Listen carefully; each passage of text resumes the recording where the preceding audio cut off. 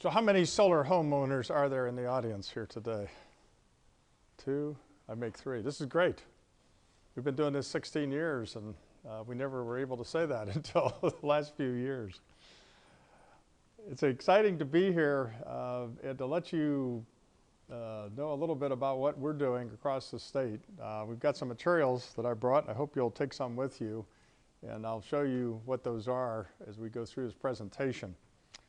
So Green Energy Ohio is a statewide nonprofit, and we are headquartered here in Columbus. Our office is actually near where my wife Faye and I live in the Worthington Hills area, up on 315, just straight up Olentangy River Road. So I want to talk about solar applications, particularly photovoltaics. I can talk about solar thermal, but I think that's coming later in the agenda. I want to kind of give you a statewide overview and talk about solar electric for green homes, and then our tour, which we have moved from October after 13 years. Last 3 Octobers, we've had terrible weather. I mean, really bad weather. And no one is complaining. So we have 18 sponsors, and I'm working on a magazine right now that will showcase what they're doing. So Icon Solar is in the back of the room. They're based down near Cincinnati, and they will have a page in the magazine. Kevin Eigel with Echo House, who was here earlier. Those are 2 of the installers. And we have a list of all the solar installers in this magazine and the ones in the back. And then I want to just touch on some policy issues. So this is going to be pretty quick hitting. I'll try to leave some time for questions if I can here. So the solar resource is distributed this way. So you can see down in the desert southwest, obviously there's more sun, but there's also a lot of heat. And photovoltaics actually work better when it's cooler. The peak month for our home, and I find other homes in our neighborhood and even other parts of Ohio, is May, because it's still relatively cool in May. When you get to June, which has the most sunlight, solar doesn't work as well. So it's less efficient in a very hot climate like you would see in the deserts. That's why they often use concentrating solar, which is a different technology there. But solar does work, and we always point to Germany. Up until a couple months ago, Germany was the leading solar photovoltaic country. It's now been surpassed by China. And in Germany, they have the average sunlight of Anchorage, Alaska. I've been to Berlin off a cruise ship, and you know, you're at the 60th parallel. So we're at the 40th parallel. So if Germany were in this hemisphere, they'd be up in Canada. And so it's really interesting that the Germans have made, you know, huge progress and are a big player in the solar industry. Here's Ohio, and this is what we call an insolation map, which shows the solar resource. So the greatest sunlight is on the western edge of Ohio. And as you move west to east across Ohio, you hit the snow belt, which you see up there in the northeast corner. And that's the nor'easter effect off the lake. And so there's less sun. We're kind of in the middle here in Columbus.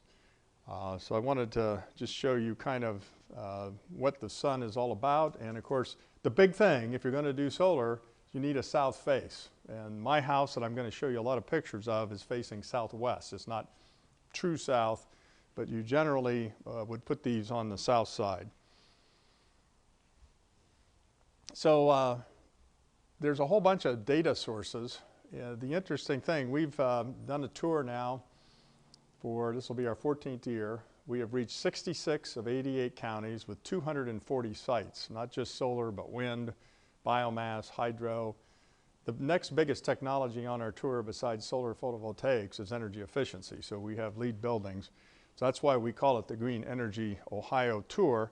It's the biggest solar tour in the United States, believe it or not, even though solar is really, the capital is out in California. And then the next biggest solar state, if you're not familiar with this, is New Jersey. And there's a lot of sunlight along the East Coast. So the PUCO, the Public Utility Commission, has a case for everybody who has a solar home or a solar building if they're net metering. That is, if they are offsetting their electric use. And so they have a huge database. And last time I looked, our house was the 1,027th largest solar array in the state. And it's probably much lower now because solar is, we can't even keep track of it, to tell you the truth. So the installers, Icon and Echo House, two that were here today, they know where solar houses are. Now, I talked to AEP last week, and their two operating companies, they have 900 net metered systems in Columbus, Southern, and Ohio Power territories. So to give you an idea, they can't tell us because of the privacy issues, but and those vary from houses to big solar arrays. So just wanted to give you an overview that there's plenty of information. What my vision is, and I don't know if we'll accomplish this, is to put together a detailed map, particularly to show policymakers, particularly legislators who have voted to kind of hamper what we're doing, and just show them all the jobs and to show them all the distributed generators that are all over the landscape.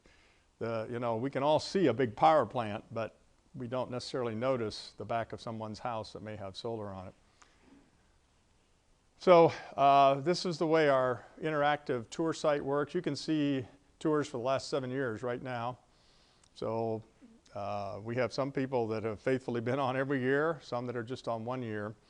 And then if you click on these Google balloons here, you can actually work up a description of each site, up to 4 photographs, and you know what the facts are about it, the technology, how much it's producing. The other thing that I would love to see someday is to calculate the carbon offset and the water avoided. So if we could create a map, we could show how all these points of light, 1,000 points of light or more, are actually reducing the carbon footprint here in Ohio. And frankly, most of this does not get counted. So the utilities are the primary targets on the Clean Power Plan and reducing carbon, but the reality is more and more of this is going local, and we need to start measuring that. So there's a project for the academics in the room, and we'd love to see that done. And you can take a look at our map. It works pretty well around Ohio. We have guided tours also, where an expert will go from place to place and explain what's happening. Here is the MORSI map, Mid-Ohio Regional Planning. And this one planning agency that works with all local governments has listed where all the solar arrays are. So they have used these same sources that we use. And it's not as detailed because ours are kind of from the owner viewpoint. And so you get a lot better. The tour is a great thing to go on because people open their houses or open buildings, and you can meet them. So there's the house that Faye and I live in with our dog Geo, a Schnauzer. And this was taken in February. You notice there's not much green there. And this is a 4 kilowatt array. Kevin Eichel, who was here earlier, put this up. These are Solar World panels, and I'm going to just show you what it takes to do a solar home. The 3 solar home owners here have been through this. This is how it started. Do you remember the derecho when we had hurricane force winds here in, I think it was June of 2012, it was 70 mile an hour winds. Well, we have 140-foot hickory there. We have big oak trees behind our house. This is a 120-foot pignut hickory. And I never realized it, but at the top, it didn't have one trunk. It had 2, and one of them blew down. That's my wife, Faye, way down here. So little Faye in this 40-foot section. So I start here because I could never do solar, because I had a southwest face, but I had this big tree that would shade it. So she said, "You've always been preaching this now. It looks like when I go outside, there's more sun." And she was right. So Kevin came over with a little, it's called a pathfinder, and it shows where the sun is. And that's how we did it, because a tree came down. So if a tree falls in the suburbs, can a solar panel be far behind? That's the story in the magazine that we wrote a couple years ago. So we've had this for about 2.5 years. I'm going to show you some more pictures of what this involves. So this is Kevin, and the young fellow working with him had been on the Ohio State Solar Decathlon team the year before, and he had a job, and he's up on my roof. I was so excited to see somebody get a job putting it up. So this is the day before they started work. This was December the 3rd. They're putting up a solar, and this is the year of the polar vortex, but it hadn't started then. And so they laid it out. These are called racks, and these they have special fasteners that penetrate the roofs, but there's no leakage, and I very seldom hear about roofs leaking. So if you put this on your roof, which is a cheaper way to do it than putting it on the ground, this is the racking system. And you can see the big oak trees behind, but they're on the north side of the house.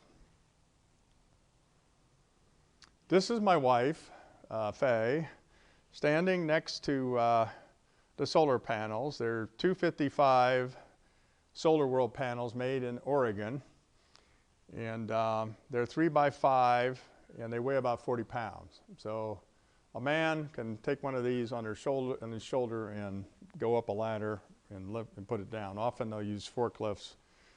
This is a very low angle roof. It's 22 degrees, so it's not a very steep roof. That becomes a little more problematic, and they use safety harnesses and that type of thing. So we have 16 of these, and I'll show you some more pictures here. I want to talk about the N-phase inverter, which is a big part of the industry now. And before we put these up, I went to all the neighbors and I said, we're going to put solar on the front of our house. Does this bother you? Because I'm a lawyer, and you know, in theory, if somebody has an eyesore, you can be sued as having a nuisance. There's a legal theory to sue somebody if they put something. The other thing is, if you live in a suburban development like we do, you could have what's called a restrictive covenant or a homeowners association provision. Now, our deed was before solar actually was happening in the late 60s. So, but I went around, and the great thing is all my neighbors said, yeah, Bill, we want to do it too. So that was the good news. So this is what it looks like, and there they are starting to put the first panels on the racking. And then this was taken after they finished it, and the three fellows to the right here are members of the International Brotherhood of Electrical Workers, the electrical union. The tall fellow there has got a much bigger solar array in our development, and he happened to be, this group happened to be the electricians. They were training the younger guy, the shorter fellow there, as an apprentice. And so we took down the American flag because everything on this house was made in the United States. The solar panels, the inverters, the whole 9 yards. So, and there's Kevin. I hope some of you met. He's right there. And this is a young man that had been on the decathlon team. And it took him about a day to do this. So it could go up pretty quick. This is used to be considered average. I think it probably still is, 4 kW. This is 16 panels. So to give you an idea. So there's the polar vortex. You all remember the polar vortex. And see this right here, this old man. I just turned 69. So 2.5 years ago, I'm up on a step ladder, and the guy that works with me has had solar for 10 years, and I got this expandable broom, and I'm trying to sweep the. If you had a high-angle roof, which a lot of people have, the panels heat up. They actually give off heat, and the snow melts when it gets above freezing. But I have to say, when it snows, that is the worst thing when it covers the solar panels because it can't get the light.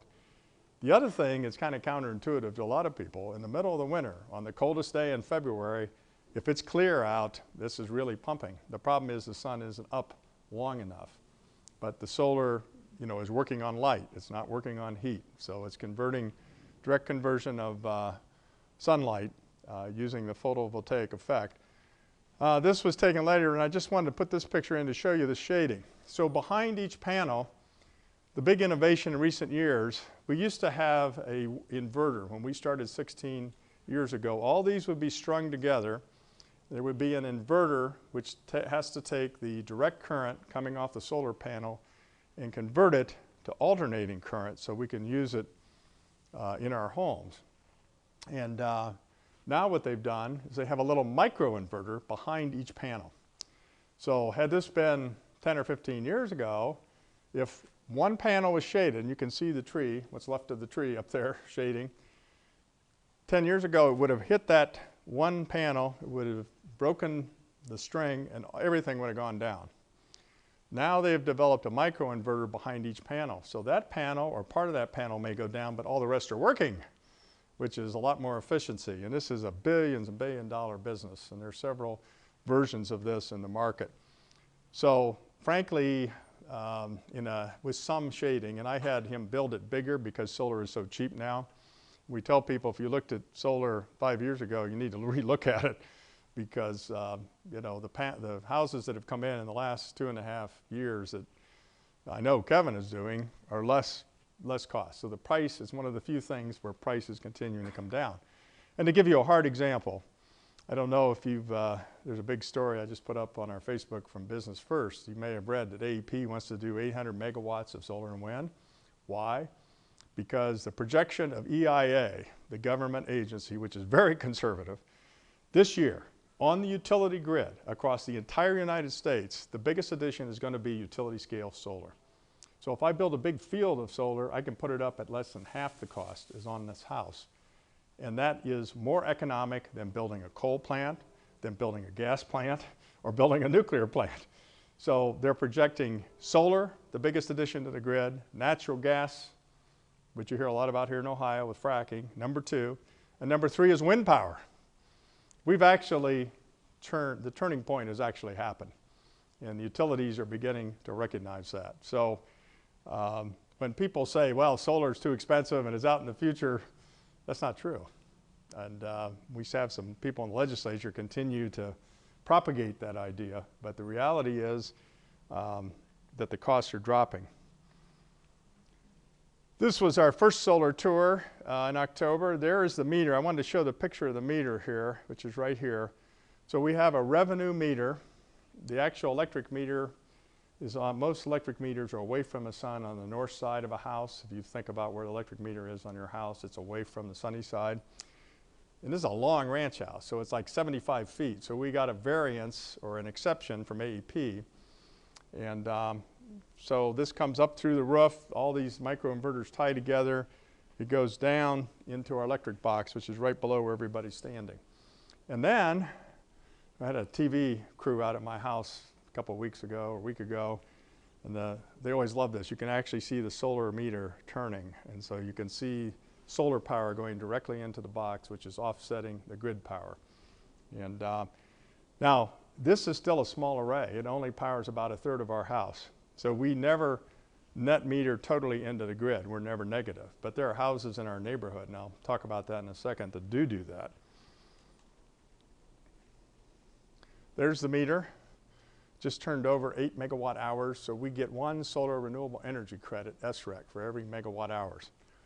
The problem is I get about $19 for 1 SREC. And after our legislature stopped the renewable standard, it crashed the SREC market and stopped investment because a lot of big solar arrays, some of them were built assuming a $300 for 1 SREC. And so that becomes important. That's why it's called a revenue grade meter, because we can sell power for, you know, a small amount into the grid that's considered solar.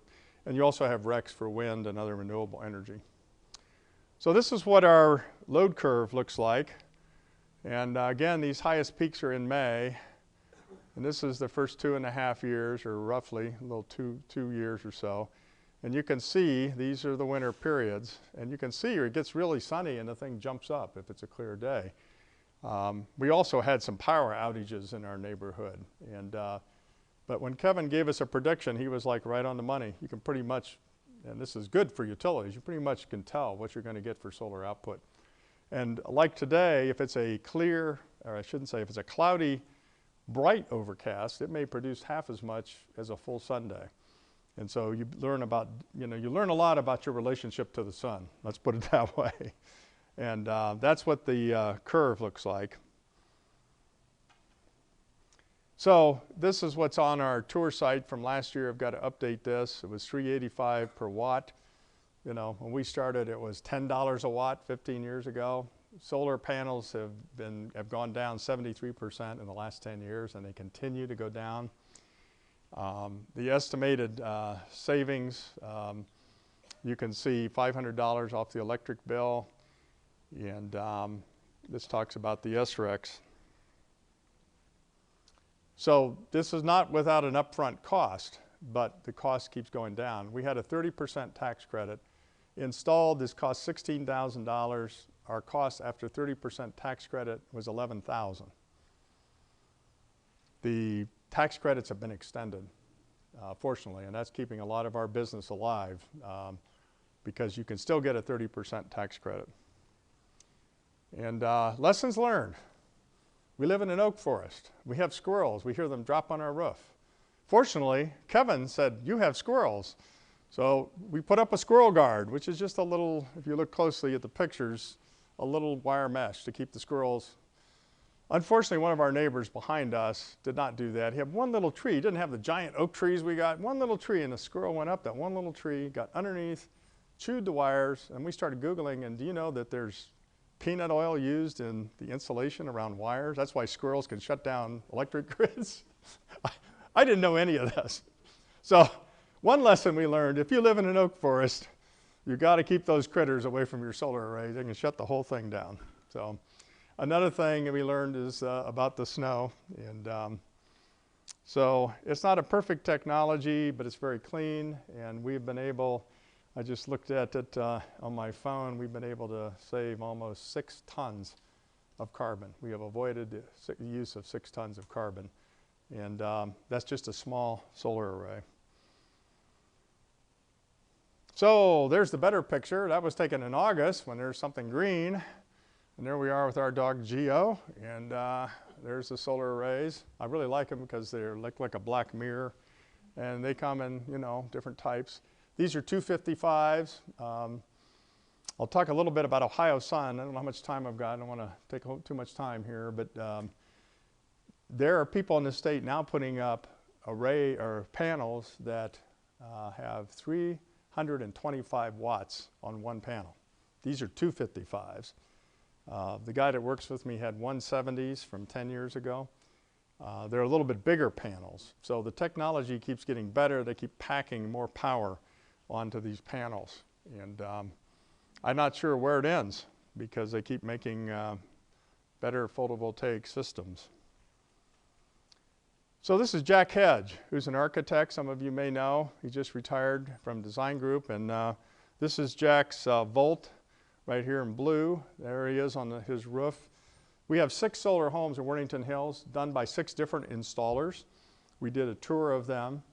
Jack actually re-insulated his house and he had a 4 kW system like we did, and he was making too much power.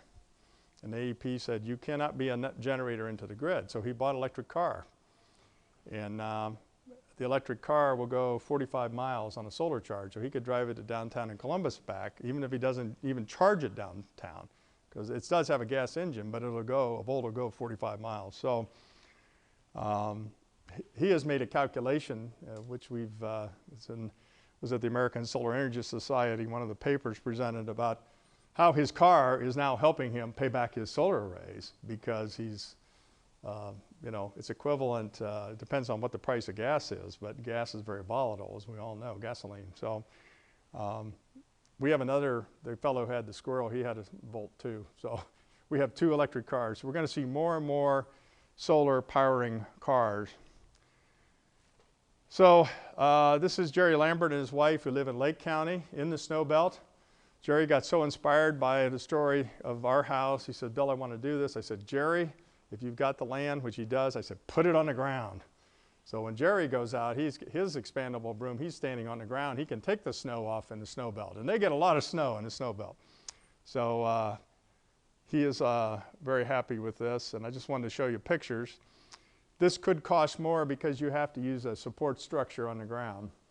And he got 3 bids from installers. He went with the one I think was the lowest bid. He's very happy with the work. And this is the structure that they use. So it doesn't have to be on a roof. And in many ways, if you position it on the ground, you can put it true south and get the optimal effect. And so this is Bold Alternatives, Cleveland installer. Let's put that up. This is Martin Languis, who is a retired professor from Ohio State here. His house just north of Riverside Hospital, the first street after the hospital there. And it's almost twice as big as the one on our roof. And he has a car, which isn't shown here, but it shows how much he has avoided. 16,000 pounds of CO2 emissions, and the equivalent of taking cars off the road. And also you can measure how much water, because you don't think about a power plant has to be cooled by water, a coal plant, a nuclear plant, a gas plant. And so by putting up solar or wind, we're actually saving water, which, you know, if we have a drought, their power plants will have to shut down if the river or lake levels go down. So, but anyway, I wanted to show you what a carbon offset, and we'd love to do this with every site in Ohio. We need to know the production numbers to do that. So here's Barry Adler, the fellow I was talking about. Some of you may have been out to his place in Plain City. It's just off Route 33, just on the other side of Dublin. And it's a greenhouse, has solar electric, solar thermal, and a small wind turbine. And he's off-grid. He has batteries. I just want to say, if you go to our Facebook right now, I just put up at 1 o'clock a story about the Tesla battery. If you haven't heard of Elon Musk's battery, he's building a big battery factory. And while I was pulling in today, I had a fellow with fuel cells that said, well, fuel cells are better than batteries. So there are all these other technologies as you get into net zero homes that can come into play in the future. So we had a policy summit here in this room. We had 140 people and 30 speakers and covered a dozen issues. And just to give you a couple ideas, if you can't put solar on your house, one option is called community solar. And let me show you that right here. This was a picture from the Wall Street Journal, and this woman is signing her name on solar panels. So the idea is pretty simple. You build a big giant solar field at half the cost of putting it on your roof, and people own panels. And if the utility cooperates, they get the power and it offsets directly on their bill. It's called virtual net metering. They're doing it in Michigan, huge thing up in Minnesota. These are states north of us, Colorado. We think the munis are going to be the first. Our speaker from Minster, Ohio is here. It's a municipal utility. He has a clearance to go ahead and try community solar there. So another way to get power to the people, because it's estimated half to 2/3 of a community, particularly if it's a treed community, can't do solar. There's just too much shade. And I understand that because I was one of those people till the tree fell over. So that's one option. And let me go back here a second. I don't know if many of you saw me on Channel 10 last week. I don't do this that often anymore. But the utility CEO of AEP said they're going to start charging solar homeowners extra charges. On your bill every month is a customer charge that you pay, a minimum charge. And this is a big issue in all but 4 states. It's been fought out in California. California sided with the net metered customers. Nevada did not. And so what would happen is if people are penalized for having solar, and this is going to force more and more people to look at battery systems, which may happen anyway. And so what I was talking about here was that our house has no shading in the summer, and we're actually helping AEP because they don't have to go into the power market and buy expensive power because we're generating our own. It gets up to 24 kWh a day is the highest we generate, and you can see it peak on that. So this is one of the fights that's happening. There's a whole bunch of them. But the article today is saying if net metering is done away with, then you're going to see more and more people going to batteries if they can bring the price of batteries down. When I looked at a conventional battery, about the time we put this up, we had a battery company there. They wanted as much for the batteries as for the solar array, which like doubled the cost. But if Elon Musk can create this battery, as he says he can, he's trying to lower the cost 30% for lithium batteries, then you begin to break through those barriers. And I just said, last thing I said in the interview was, how many of us remember the wireline telephone? When I started as consumer counsel 40 years ago, I was only 29 when I was appointed to this job. It makes me feel really old. We had all wireline telephones. You know, they were little black telephones, and now you think about it, we all have cell phones. So we have all this stranded investment of the Bell system, all these wires, and you know, many of us are making calls on a cable line now. Or you can also communicate, you know, with cell phones and various technologies. So the last bottleneck monopoly is what it's called in antitrust law, is the wire to the home. So if I can use my solar array to power my car, I can charge a battery, I become more and more, this is the whole idea of the net zero energy home. So anyway, it remains to be seen what will happen here. I'd rather work with AEP. I don't know if you saw it's in Business First, but you know, they're making a huge commitment to solar and wind. We see this all over the country because I just explained earlier, the cost, it's about economics. It's not because they want to be green, it's because it's a great time that this is actually starting to happen, and I think our federal government deserves a lot of credit for pushing this. So, just to give you an idea, we have 120 megawatts of solar in the ground in Ohio. 20 megawatts are small systems, like the house, but 100 megawatts are big systems. And here they are, right here. The biggest is up at Upper Sandusky. I did an interview with the science editor of the BBC News. I'm waiting to see it. 2 weeks ago, we were sitting there in the biggest solar field. It actually feeds into AEP. And some of these are on roofs. And there's a map up here, shows where they are. I don't know how many of you know that Gahanna schools have 2 megawatts. Never been in the Columbus Dispatch once. I don't know how many of you know West Jefferson has a megawatt at its school. Never been in the Columbus Dispatch once. I mean, it's amazing. So we also have a lot of factories. We have 2 GM plants that have solar, and it just goes on, and it just keeps getting better. And we're going to have a big solar conference at the end of August in Bowling Green. The municipal utilities are going to build the largest solar array in the state, 20 megawatts. And we have solar companies. If you lived in Toledo, or if you're familiar with Toledo, that's where the big first solar plant is. There's a whole supply chain. We're the number 2 or 3 third state in the country in making solar panels. And we're number 1 in making parts that go into wind turbines. And yet we have policymakers down the street in the State House trying to hamper us. And all that's happening is our installers are having to go out of state to stay alive. And, you know, we're the only state that's really rolled it back because it doesn't make sense. There's too many jobs. So I'm very optimistic that the technology can't be stopped. And you can see AEP starting to talk about it. I think they'll break from the other utilities. So, and here's how it breaks out. I don't know if you can read all that, but there's the regions of Ohio. So here in Columbus, we have 15 systems over 100 kW, or about 10 megawatts, big systems. And I haven't counted, I can go on and on about where all these are at. Like over in London, there's a Staples that's got a giant array on its roof. A lot of these are private corporations. We have 14 Walmarts with big solar. Costco up at Polaris, nobody knows this, and Costco doesn't want to advertise it, but they have a big solar array at that Costco on the roof. It's their only one in the Midwest. So we have companies putting it on, again, because it's saving them money. A lot of times they'll talk about how green they are, but it's because they're saving money. So here was the community solar. This is how it works in various versions.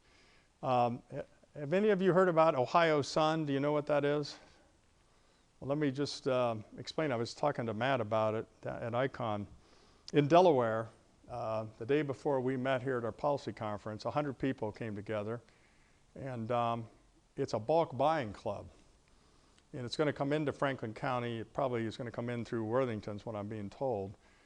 So 100 people came together. A week later, they had 30 homes of that 100 that they looked at with satellite maps. And they said, we think these you can do solar on. And a week after that, or 2 weeks, they put out a bid. And I don't know how many installers bid on it.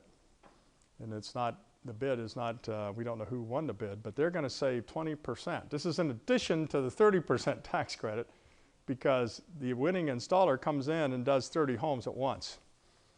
And it's just simply bulk buying. We're going to run a story about Oberlin. Third Son won that bid.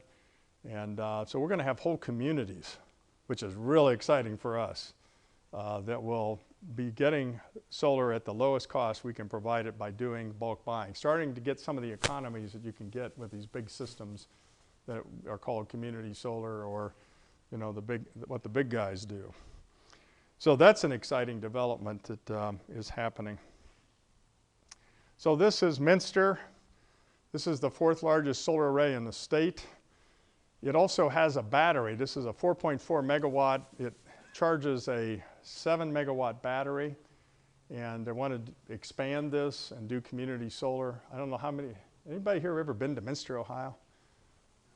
Yeah, they have an Oktoberfest that's 80,000 people, if you can imagine Ohio Stadium and this little village of 3,000 people. Big factories there. It's all the Dannon yogurt East Mississippi made there. And so anyway, this has a big battery system, and so because of what the legislature did, the batteries start to make sense, more and more sense. And so I think you can kind of see the push here. The more the utilities try to come in, put charges on, technology cannot be stopped. We saw this in telephones and telecom communications. So, the homeowners of the future are going to have a lot of options. And so this is all about big solar there. And that's all I have. Thank you.